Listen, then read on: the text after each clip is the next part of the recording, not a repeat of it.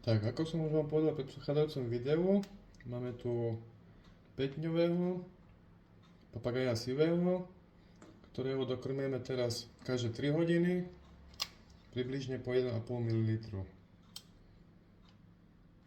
Zmeráme si teplotu kašičky, či odhovára teplote, ktorú sme si povedali v predchádzajúcom videu.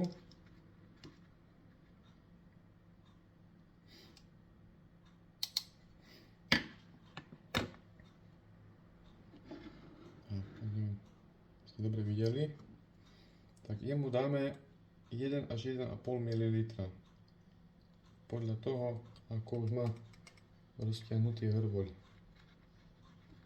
aby mu to neuškodilo.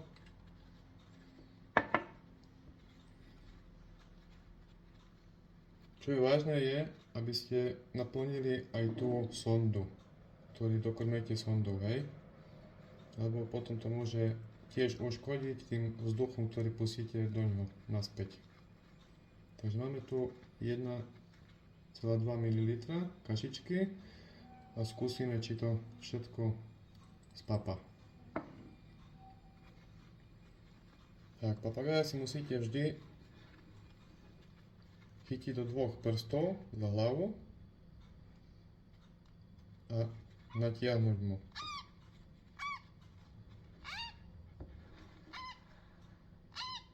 Štívne pomastrujeme zobák, aby on vedel, že ideme ho krmiť.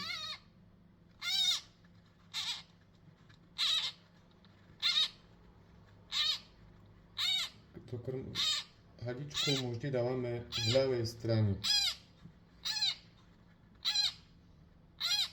A pomaličky to púšťame do neho.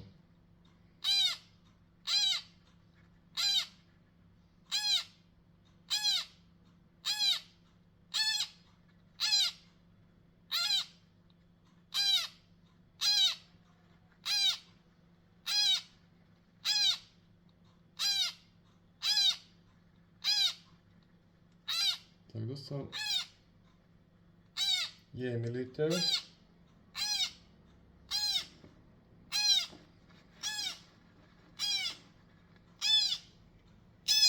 Takto vyzerá nakrmený.